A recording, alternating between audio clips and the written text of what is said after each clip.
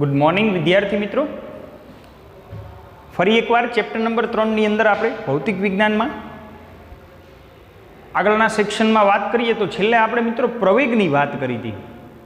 પ્રવેગ સંબંધિત સરેરાશ પ્રવેગ, તત્કાલીન પ્રવેગ, પ્રવેગ માટે મિત્રો આપણે વીટી આલેખની વાત કરી હતી। તે જ પ્રમાણે પ્રવેગ ધન ઋણ કે શૂન્ય હોઈ શકે તેને સમજવા માટે આપણે એક્સટી આલેખની વાત કરી હતી। હવે મારે કોઈ એક વીટી આલેખને સમજવો છે કે જેથી હું તેમાં ઘેરાતો પ્રદેશ એ સ્થાનાંતર સૂચવે છે અથવા કાપેલું અંતર સૂચવે છે એમ દર્શાવી શકું। તો આજે આપણે એક ઉદાહરણ લઈને એક ટોપિકને સમજવાનો પ્રયત્ન કરશું। આપણો ટોપિક છે મિત્રો વીટી આલેખ વડે ઘેરાતા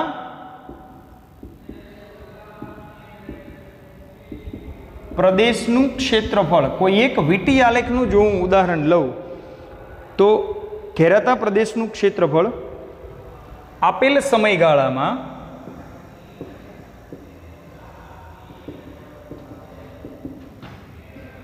પદાર્થનું સ્થાનાંતર સૂચવે છે।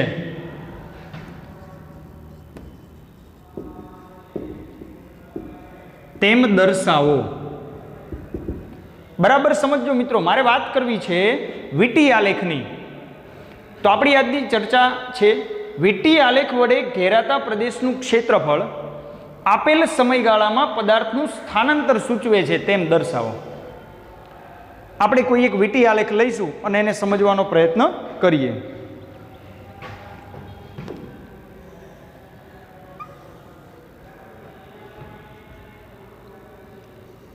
વેગ v લઈએ, સમય t લઈએ। ધારો કે કોઈ એક પદાર્થ એનો પ્રારંભિક વેગ સ્મોલ u છે,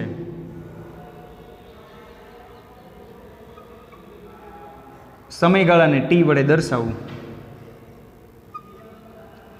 આવો કોઈ એક આલેખ છે, નિયમિત પ્રવેગિત ગતિની વાત છે મિત્રો। અહીંયા વીટી આલેખ વડે આ ભાગ ઘેરાયેલો છે।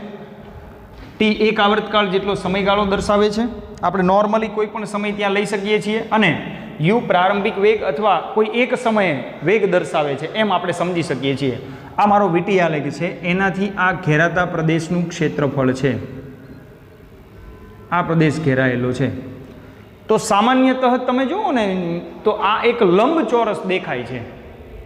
આકૃતિ પ્રમાણે આપણે વાત કરીએ, આકૃતિમાં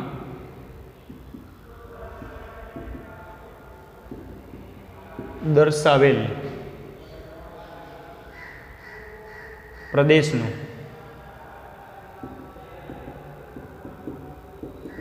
ક્ષેત્રફળ એટલે કે લંબચોરસનું ક્ષેત્રફળ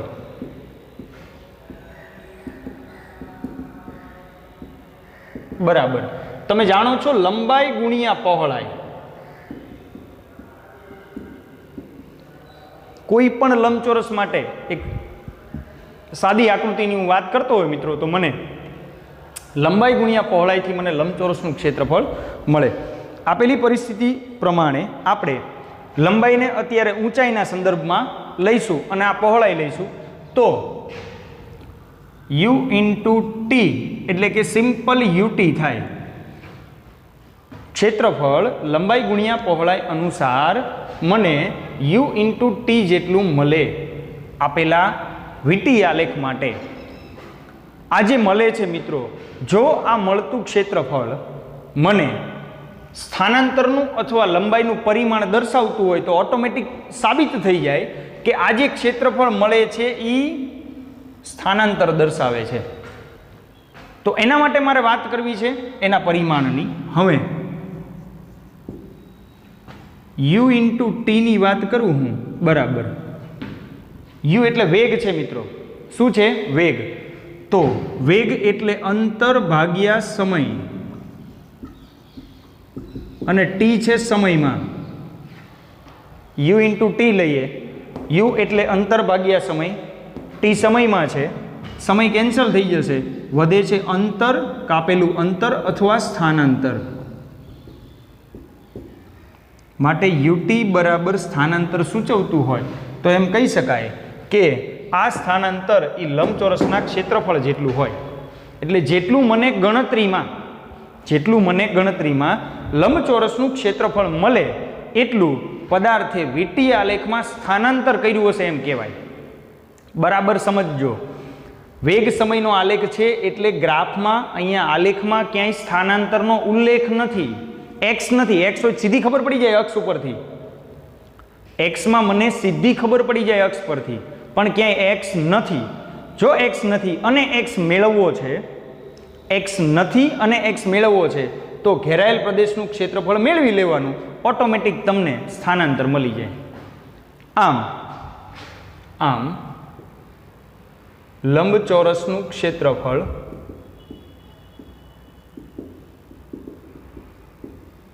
બરાબર સ્થાનાંતર થાય અથવા કાપેલું અંતર થાય. લંબચોરસનું જે ક્ષેત્રફળ છે એ પદાર્થનું આપેલ સમયગાળા માટે, આપણે સમયગાળો આટલો જ લીધો છે, એ નિશ્ચિત સમયગાળા માટે પદાર્થનું સ્થાનાંતર સૂચવે છે એવું કહી શકાય.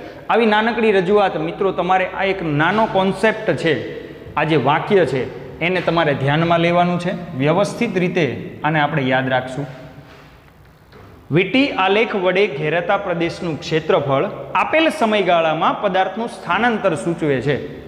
તો વીટી આલેખમાં લંબચોરસનું ક્ષેત્રફળ ઘેરાતું હતું મિત્રો, એ ક્ષેત્રફળ સ્થાનાંતર સૂચવે. તમે અહીંયા એકમથી સમજી શકો છો.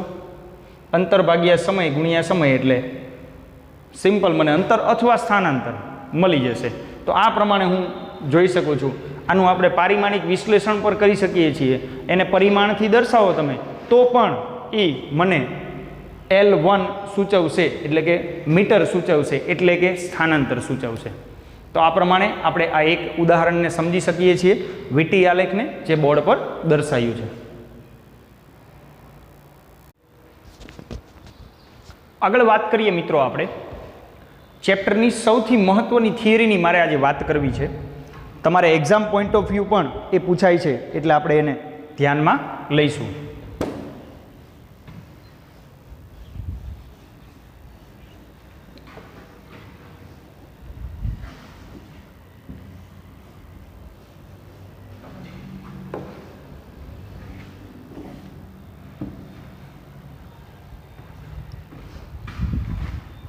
આપણે વાત કરવી છે નિયમિત પ્રવેગી ગતિ માટે શુદ્ધ ગતિ વિજ્ઞાનના નિયમો અથવા સમીકરણો. આજનો આપણો મુખ્ય પ્રશ્ન છે, સૌથી મહત્વનો પ્રશ્ન છે, થિયરીમાં પૂછાવા લાયક. નિયમિત પ્રવેગી ગતિ માટે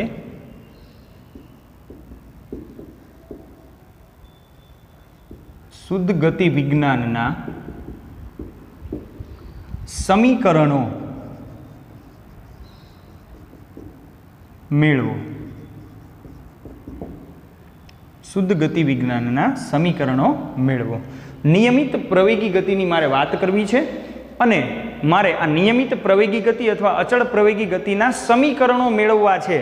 સમીકરણો મેળવવા માટે આપણે એક સંદર્ભ ગ્રાફ લઈશું મિત્રો. બરાબર યાદ રાખશું આખી થિયરીને.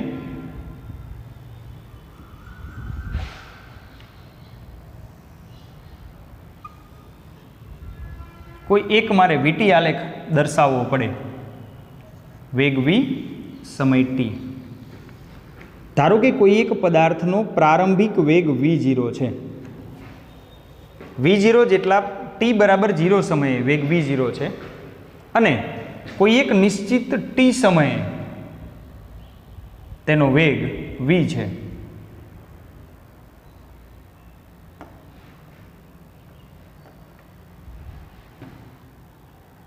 ત્યારે હું સમયને દર્શાવીશ મિત્રો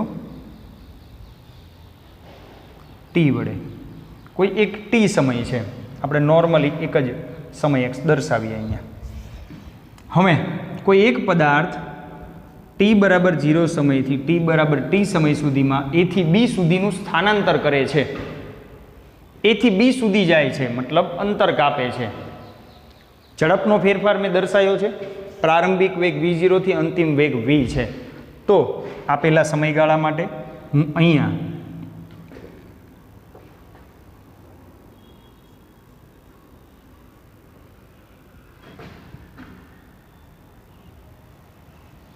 કોઈ એક બિંદુ સી દર્શાવું મિત્રો, તો અંતિમ મૂલ્ય ટી છે ને પ્રારંભિક 0 છે, એટલે આ તફાવત છે ને એ ટી મળે. અંતિમ વી અને પ્રારંભિક V0 છે, તો આ તફાવત મળે મને V માઇનસ V0. આટલું અંતર, આખું અંતર V છે, બરાબર સમજજો એને. આખું અંતર V છે, આટલું અંતર V0 છે, તો બે વચ્ચેનું અંતર મને V માઇનસ V0 જેટલું મળે. આપણે કોઈ એક પદાર્થની વાત કરી રહ્યા છીએ.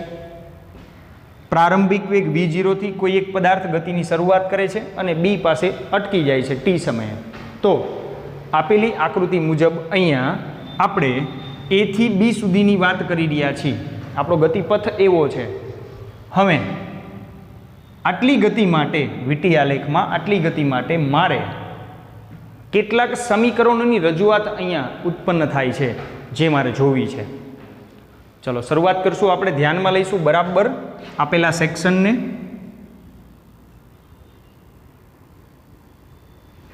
આપેલા સેક્શનને બરાબર ધ્યાનમાં લઈશું. એ થી બી સુધીની આપણે વાત કરી રહ્યા છીએ. હવે સૌથી પહેલું સમીકરણ મેળવવા માટે ધારો કે ટી બરાબર 0 સમયે કણનો વેગ V0 છે અને ટી સમયે વેગ V છે. ટી બરાબર 0 સમયે વેગ V0 અને ટી સમયે વેગ V છે. માટે સરેરાશ પ્રવેગ એ બરાબર સરેરાશ પ્રવેગ એ બરાબર વેગનો ફેરફાર. તો મિત્રો મેં લીધો વેગનો ફેરફાર V માઇનસ V0, સમયનો ફેરફાર ટી માઇનસ 0. અહીંયા ટી માઇનસ 0 એટલે મેં સિમ્પલ ટી દર્શાયા છે, અને અહીંયા મેં વેગનો ફેરફાર દર્શાયો છે. આપણે જાણીએ જ છીએ કે સરેરાશ પ્રવેગ એ વેગનો ફેરફાર છેદમાં સમયનો ફેરફાર દર્શાવે. તો માટે ટી અહીંયા આવશે, તો AT is equal to V minus V0. માટે V બરાબર V0 માઇનસ છે, આ બાજુ આવે તો પ્લસ, તો V બરાબર V0 પ્લસ AT. આ થશે નિયમિત પ્રવેગી ગતિનું પહેલું સમીકરણ. મિત્રો નિયમિત પ્રવેગી ગતિનું પહેલું સમીકરણ, ફર્સ્ટ ઇક્વેશન V બરાબર V0 પ્લસ AT. અહીંયા આપણે બે નાના નાના સમીકરણોને ધ્યાનમાં લઈશું. એ છે AT બરાબર V માઇનસ V0. આનો આપણે આગળ જતા એક સંદર્ભ સૂત્ર તરીકે ઉપયોગમાં લઈશું, અને આમાંથી હવે AT બરાબર V માઇનસ V0 પરથી T બરાબર V minus V0 by A એ છેદમાં જશે, તો મને T મળશે V minus V0 by A. આને પણ હું ધ્યાનમાં લઈશ. આગળ વાત કરીએ. હવે આને હું અત્યારે ટેમ્પરરી સમીકરણ નંબર 2 આપું છું. આપણું મુખ્ય એક સમીકરણ આ મળી ગયું મને, V બરાબર V0 પ્લસ AT. શું કર્યું મેં? સમજો બરાબર. નિયમિત પ્રવેગી ગતિ માટે કોઈ એક કણનો પ્રારંભિક વેગ V0 અને અંતિમ વેગ V છે. T બરાબર 0 થી T સમયે વેગ V0 થી V થાય છે, તો સરેરાશ પ્રવેગ V minus V0 by T પરથી AT બરાબર V માઇનસ V0. Vને સૂત્રનો કરતા બનાવો તો V0 સામે જશે. Vને સૂત્રનો કરતા બનાવો તો V0 સામે જશે, તો મળી જશે તમને V બરાબર V0 પ્લસ AT. બીજું, હમણાં જ આપણે આગલી રજૂઆત જોઈ. વીટી આલેખમાં ઘેરાતા પ્રદેશનું ક્ષેત્રફળ પદાર્થનું સ્થાનાંતર સૂચવે છે. મારે એની વાત કરવી છે. ચલો, દરેક બિંદુઓનું નિર્દેશન છે તે મારે વાત કરવી છે A થી B ની. તો A થી B વડે ઘેરાતો પ્રદેશ એટલે આખો અક્ષ આવે, આ લંબચોરસ ને આ ત્રિકોણ બે આવે. આ લંબચોરસ અને આ ત્રિકોણ બને છે, બંને આવે અહીંયા, એક કાટકોણ ત્રિકોણ બને. તો હવે આપણે વાત કરશું એની. એમાં ટી સમયે કણનું સ્થાનાંતર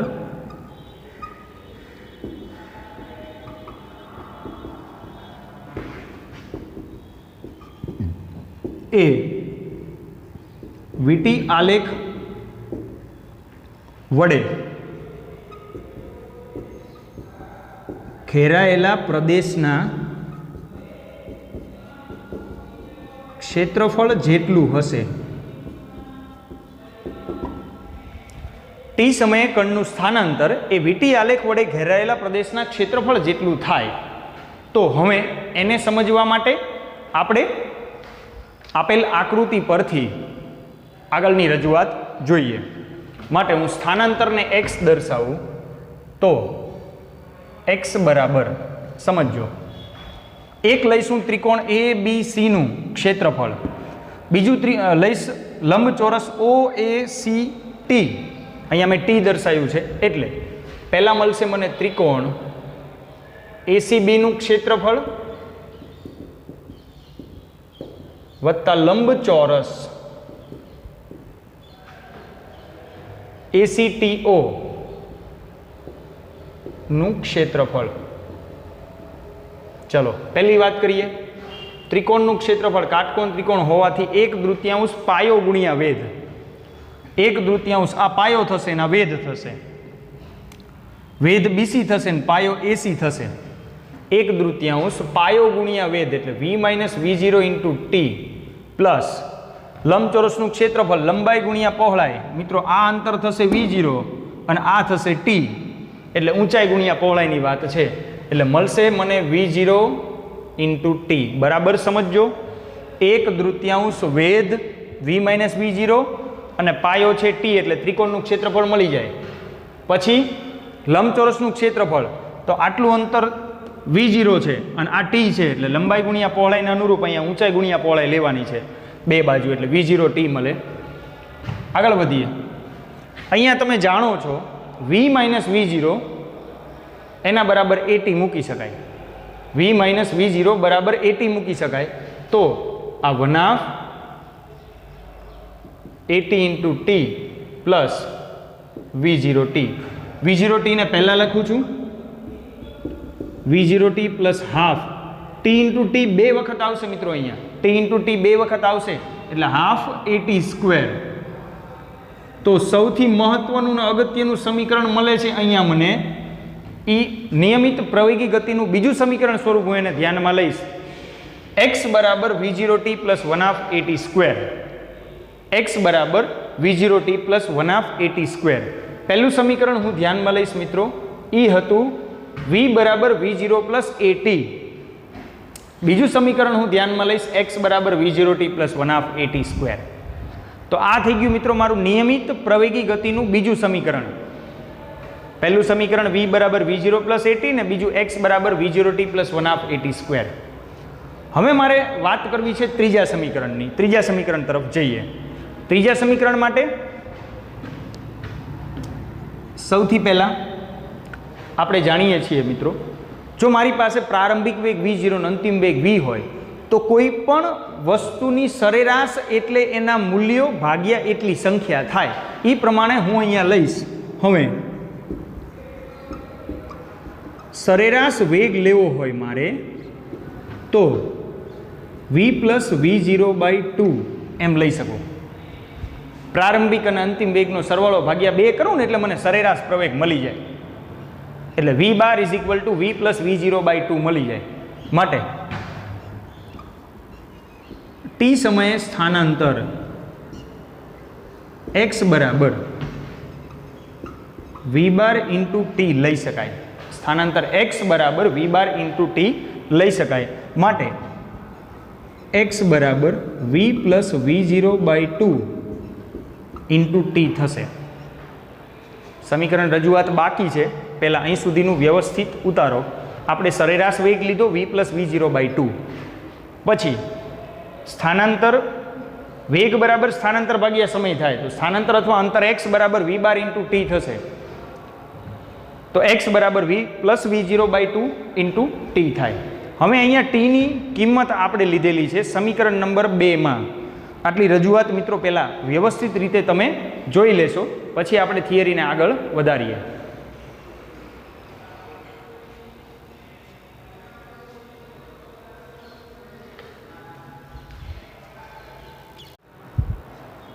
આગળ વધીએ.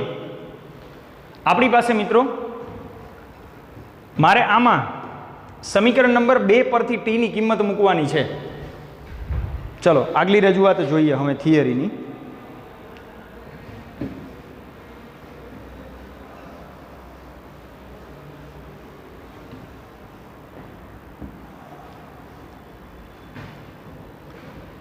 સમી 2 પરથી t બરાબર v માઇનસ v0/a લેતા માટે આપણી પાસે છે કાપેલું કુલ અંતર અથવા તો સ્થાનાંતર x બરાબર v પ્લસ v0/2 અને t ની કિંમત મૂકું છું v માઇનસ v0/a. લસા ઉપર ગુણાકાર પદ હોવાથી અહીંયા મને 2a મળશે. ઉપર એક વખત પ્લસ અને એક વખત માઇનસ, તો પહેલા પદનો વર્ગ માઇનસ બીજા પદનો વર્ગ થાય બાય 2a. શેના બરાબર મળે મિત્રો? x બરાબર. 2a આ બાજુ આવી જશે તો 2ax બરાબર v² માઇનસ v0². આ મળશે મને ત્રીજું સમીકરણ મહત્વનું. આમ આપીએ ને આપણે સમીકરણ નંબર 4. એટલે નિયમિત પ્રવેગી ગતિ માટેના 3 મુખ્ય સમીકરણો મિત્રો આપણે જોયા. પહેલું હતું v બરાબર v0 પ્લસ at, બીજું મળ્યું x બરાબર v0t પ્લસ 1/at², અને ત્રીજું સમીકરણ મળે છે તમને v² માઇનસ v0² બરાબર 2a ઇન્ટુ x. આ 3 સમીકરણો અચળ પ્રવેગી ગતિ માટેના સમીકરણો છે, નિયમિત પ્રવેગી ગતિ માટેના સમીકરણો છે, જે તમારે વ્યવસ્થિત રીતે જોવાના છે. ઘણી બધી વખત એવું બને કે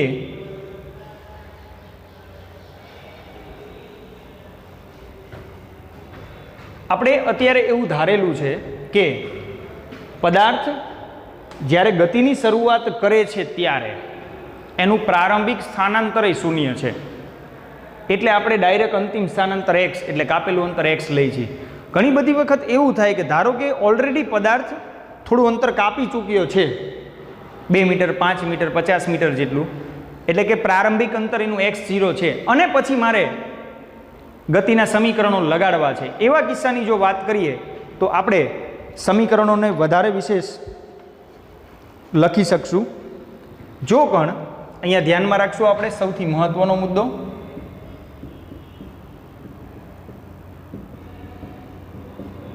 t બરાબર 0 સમયે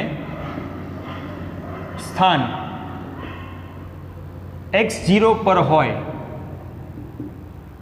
તો સ્થાનાંતર t સમયે સ્થાનાંતર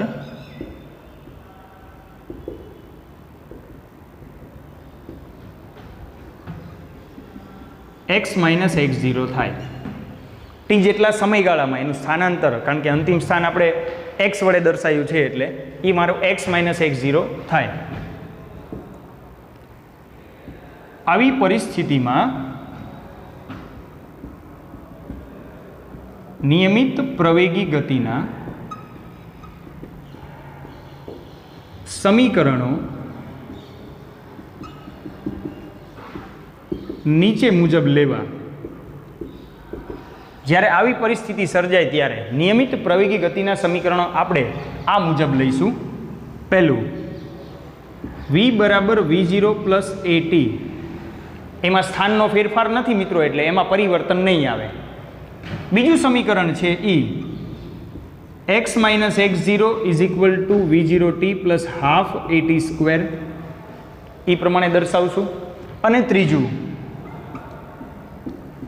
v² માઇનસ v0² બરાબર 2a in bracket x minus x0. તો મેં એક પરિવર્તન અહીંયા દર્શાવ્યું, એ પરિવર્તન છે એ છે સ્થાનાંતર.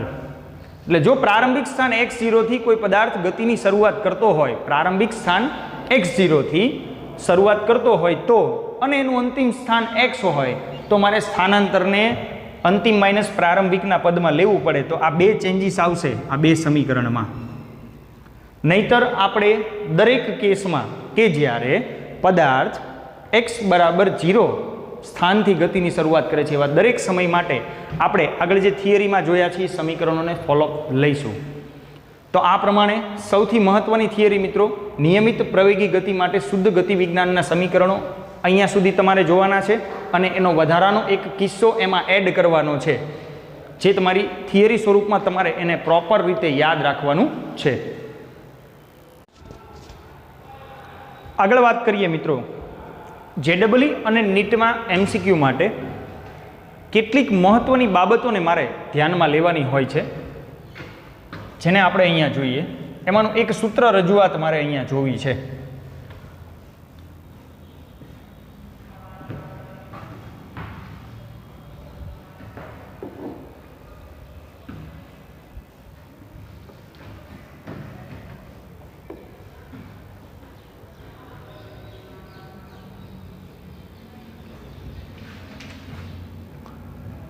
ધારો કે નિયમિત પ્રવેગી ગતિ કરતો પદાર્થ, એને ટી સમયમાં કાપેલું અંતર આપણને મળી ગયું, પણ ટીમી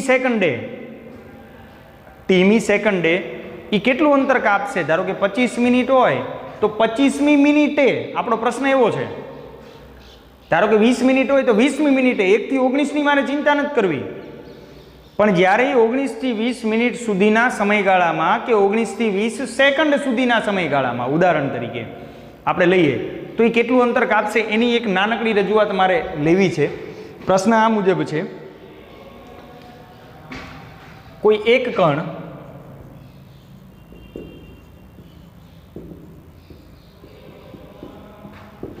v0 જેટલા પ્રારંભિક વેગથી, કોઈ એક કણ v0 જેટલા પ્રારંભિક વેગથી, થોડો રિફ્લેક્શન પ્રોબ્લેમ છે એને આપણે સેટઅપ કરીએ, થોડું નીચે એડજસ્ટ કરીએ.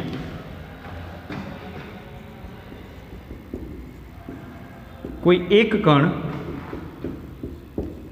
v0 જેટલા પ્રારંભિક વેગથી અચળ પ્રવેગી ગતિ સુરેખ પથ પર નિયમિત પ્રવેગી ગતિ કરે છે અથવા તો અચળ પ્રવેગી ગતિ કરે છે.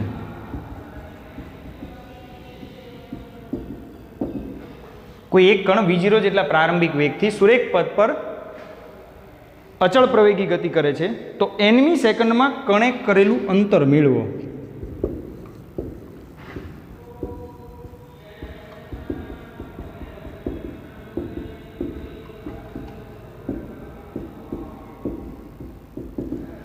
હવે આપણી પાસે કણે પ્રારંભિક વેગ v0 થી t સેકન્ડમાં કાપેલું અંતર, આ ટીની જગ્યાએ ખાલી સંજ્ઞા n દર્શાવી છે, સમયને n વડે દર્શાવ્યો છે, એટલો ડિફરન્સ છે. તો માટે કાપેલું અંતર બરાબર n સેકન્ડમાં કાપેલું અંતર, એમાંથી n-1 સેકન્ડમાં કાપેલું અંતર બાદ કરીએ.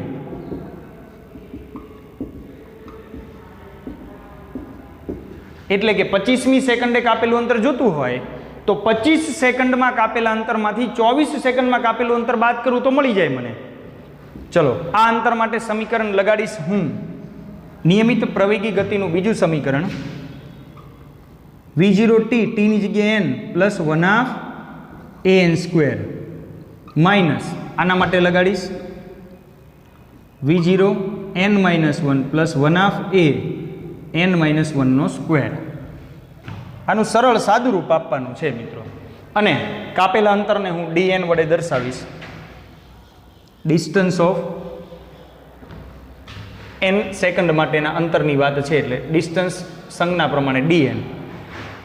આપણી પાસે છે v0n પ્લસ 1/an² માઇનસ કાઉન્સ છૂટો પાડીએ v0 in bracket n-1 minus 1/a, n-1 નું વિસ્તરણ કરીએ n² - 2n પ્લસ 1, પહેલા પદનો વર્ગ માઇનસ 2 ગુણ્યા પહેલું બીજું વત્તા અંતિમ પદનો વર્ગ.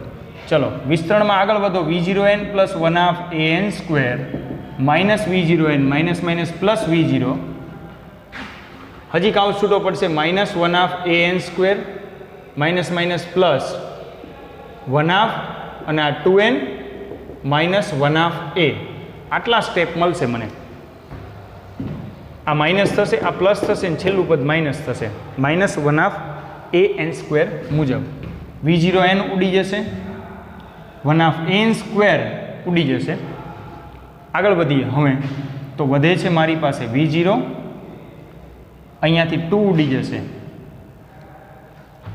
પ્લસ an-1/2 a, આટલા સ્ટેપ મારી પાસે વધે છે. સિમ્પલ ટર્મમાં હું આને દર્શાવવાનો પ્રયત્ન કરું. આપણી પાસે વધેલા પદમાં V0 પ્લસ અહીંયા 2 લસા લઉં તો 2an-a વધે. an સિમ્પલ આ પ્રમાણે દર્શાવજો. 2 લસા 2an-a એટલે કે V0 plus a common 2n-1/2 આ પ્રમાણે લઈ શકાય. તો આ જે સમીકરણ મળે છે, ઘણી બધી વખત એવું બને છે મિત્રો MCQ માટે આ સમીકરણનો આપણે ડાયરેક્ટ ઉપયોગ કરી શકીએ છીએ, જે આગળ તમારે ગણતરીમાં ઉપયોગી થશે. MCQ માટે ખાસ આનો ઉપયોગ આપણે કરી શકાય છે. તો આ પ્રમાણે કોઈ એક નાનકડો પ્રશ્ન અહીંયા ધ્યાનમાં રાખવાનો કે nમી સેકન્ડમાં કાપેલું અંતર, પર્ટિક્યુલર કોઈ સમય માટેની વાત છે, સમયગાળાની વાત નથી.